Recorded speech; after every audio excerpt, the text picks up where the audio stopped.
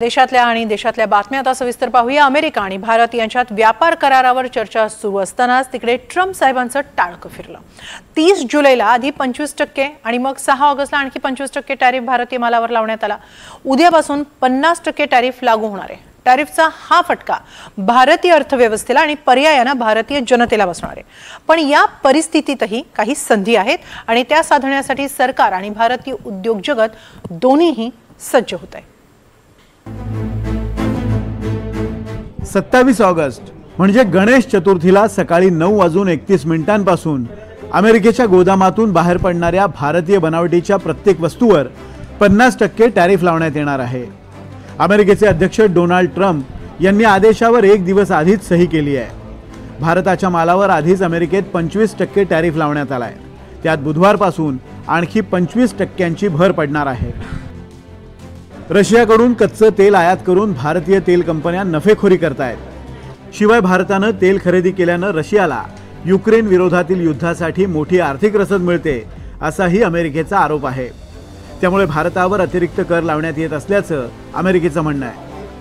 Virtually none, no Russian oil. Let me say it again. Prior to the invasion of Ukraine in February 2022, India bought virtually. Bharat रशियाकडून अगदी नगण्य प्रमाणात कच्चं तेल खरेदी करत असे।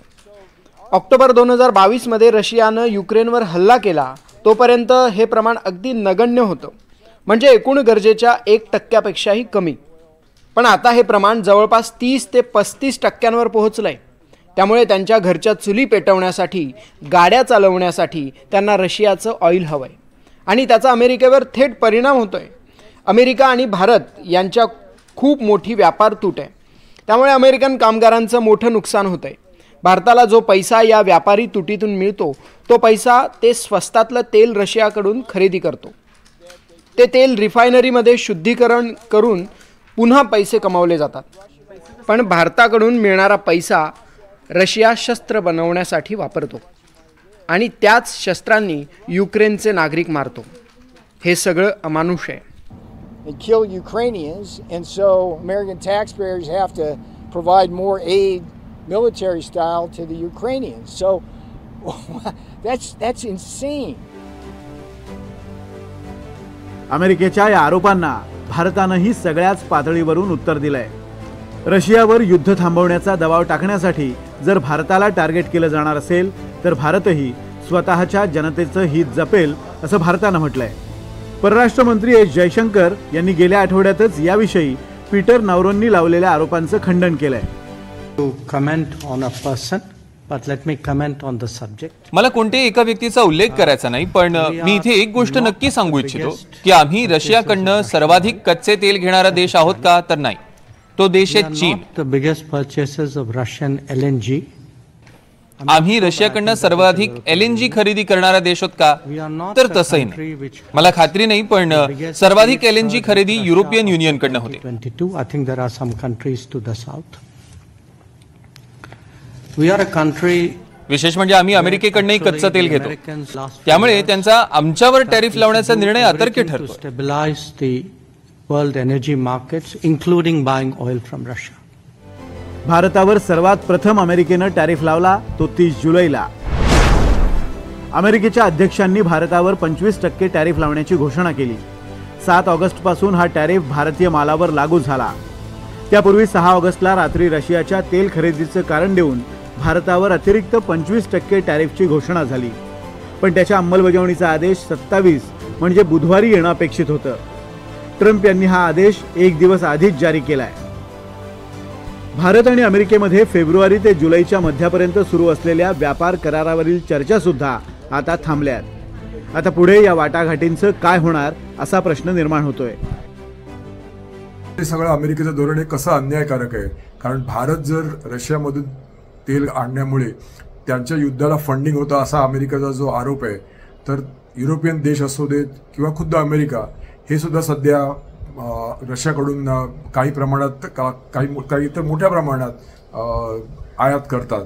अर्थात याचं सुतोवाच खुद्द जेव्हा दोन मोठ्या बलाढ्य राष्ट्राध्यक्षांची जेव्हा मीटिंग झाली, म्हणजे श्री पुतीन आणि श्री ट्रम्प, तेव्हा रशियाने पण याचा सुतोवाच केला होता पुतीन यांनी, आणि त्याच्यावर अमेरिकेच्या बाजूनी कुठलेही ज्याला आपण म्हणतो रिबटल आलं नाही. याचा अर्थ हा दुटप्पीपणा आहे असाच भारत सांगू इच्छितो. एका बाजूनी वाटावाटी करायच्या, पण ह्या सगळ्या गोष्टींचा काय परिणाम होईल याचा विचार करताना एकतर जे आपण बघू की 2 ते 3 दशकामध्ये भारत आणि अमेरिकेचे जे एकंदर धोरण आहे त्याच्यामध्ये दोन्ही देश खूप जवळ आलेत आणि एक मित्रत्वाचे संबंध एस्टॅब्लिश झालेत. आपल्याला माहिती आहे क्वाड सारखं पण एक जी संस्था आहे जी भारत, अमेरिका, जपान आणि ऑस्ट्रेलिया यांची आहे, आणि असं असताना एकतर्फी हा निर्णय झालाय, त्यामुळे भारत अर्थातच नाराज आहे. भारतावर सर्वाधिक टॅरिफ लावल्यानं भारतातल्या अनेक क्षेत्रांवर विपरीत परिणाम होणार आहे. उद्यापासून अमेरिकेची बाजारपेठ भारतीय बनावटीचे तयार कपडे, भारतीय बनावटीचे दागिने, भारतात उत्पादित बासमती तांदूळ, भारतातून निर्यात होणारी मत्स्य उत्पादनं, भारतातून निर्यात होणारी चामड्याची उत्पादनं यासाठी जवळपास बंद असेल. कारण त्यांच्या प्रत्यक्ष बाजारातील किमतींवर बुधवारपासून 50% अतिरिक्त किंमत ग्राहकांना मोजावी लागेल. आता तुम्ही म्हणाल, भारत या 4-5च वस्तू अमेरिकेला निर्यात करतो का? तर तसं नाही आहे. पण 5 गोष्टींव्यतिरिक्त भारत अनेक वस्तू अमेरिकेत निर्यात करतो, पण त्याचं प्रमाण फारच कमी आहे. इतर निर्यातींपैकी बहुतांश भाग हा IT सेवा आणि औषधांचा आहे. या दोन्हीवरही सध्या टॅरिफ नाही आहे, पण सरकारी पातळीवर अमेरिकन टॅरिफमुळे होणाऱ्या परिणामांचा विचार आधीच सुरू झालेला दिसतोय. गेल्या 1.5 महिन्यात भारत ब्रिटन आणि भारत ऑस्ट्रेलिया यांच्या दरम्यान मुक्त व्यापार करार झाला. भारत युरोपियन युनियन व्यापार कराराच्या वाटाघाटी सध्या अंतिम टप्प्यात आहेत. भारतीय मालासाठी रशिया आणि चीनची बाजारपेठ खुली होण्याचं आश्वासन मिळालंय. याशिवाय काहीही झालं तरी शेतकरी आणि कष्टकऱ्यांच्या हितावर गदा येऊ देणार नाही असं आश्वासन पंतप्रधान मोदींनी दिलंय. पंतप्रधान मोदींनी एक स्वदेशीचा नारा पण लावला की आपण मेड इन इंडिया गुड्स जास्तीत जास्त खरेदी करू आणि त्यातून बाहेर येण्याचा प्रयत्न करू. आणि या वाटाघाटी फेल गेल्यानंतर भारताने अर्थातच 2 पावलं अशी पुढे उचलली की चक्क चीन बरोबर आपण ज्याला आपण म्हणतो की एक हात पुढे केला. मग पंतप्रधान आता चीनच्या दौऱ्यावर पण जाणार आहेत. आणि अर्थातच आपला जो एक ज्याला आपण म्हणतो विश्वासू मित्र आहे ती म्हणजे रशिया. रशियाने मात्र भारतातले जे काही एक्सपोर्ट इम्पॅक्ट होणार आहेत, जे अमेरिकेमध्ये जाऊ शकणार नाहीत, त्या सगळ्या वस्तू घेण्याची तयारी दाखवली आहे. म्हणजे डिप्लोमॅटिकली भारत असा प्रयत्न करतोय की आपण रशिया असू दे आणि भारताने त्याचबरोबर युरोप किंवा इतर लॅटिन अमेरिकन देशामध्ये सुद्धा या दृष्टीने पावलं होतं की त्या ठिकाणी जास्तीत जास्त आपला एक्सपोर्ट कसा होईल. आणि ज्याला आपण म्हणतो RIC म्हणजे रशिया, इंडिया आणि चायना ह्यांचं हे त्रिकूट आता जर बनवायचं जे मोठं धोरण आता पुढे घातलंय, त्यातून अमेरिकेला काही माघार घ्यावी लागते का अशी परिस्थिती भारत तयार करतोय. आणि भारत हे मात्र नक्की आहे की कुठल्याही गोष्टीमध्ये कोणालाही एकावरती अवलंबून न राहता, मग ते किती किंवा मित्रत्वाचं नातं असलं तरी हा एक धडा शिकलाय. पूर्वीच्या काळामध्ये आपण युद्ध अशी भोगली होती, आता हे व्यापारी युद्ध आहे. शेवटी युद्ध हे आपल्याला नशिबीच आहे आणि त्या दृष्टीने भारत पावलं उचलतोय आणि त्यातून स्वावलंबी होण्याचा आपला प्रयत्न आहे. भारत आणि अमेरिका यांच्यातील परराष्ट्रीय संबंध 21व्या शतकातल्या 25 वर्षात बदलले आहेत.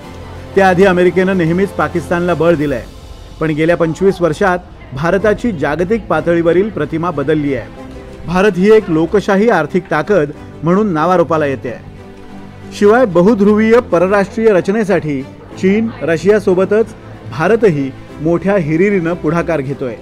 त्यामुळे सतत बदलणाऱ्या भूराजकीय स्थितीमध्ये एक पाऊल मागे कोण घेणार यावर भारतावरच्या टॅरिफचं काय होणार हे ठरेल.